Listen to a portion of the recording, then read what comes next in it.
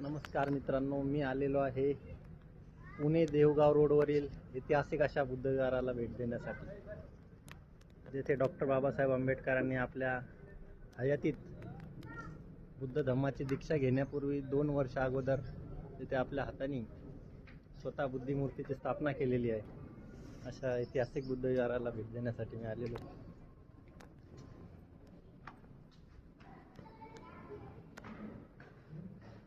तेथेच ऐतिहासिक बुद्धविहार आहे जिथे बाबासाहेबांनी बुद्ध धम्माची दीक्षा घेण्या अगोदर 2 वर्ष आधी तथागत गौतम बुद्धांची हीच मूर्ती स्थापना केली होती.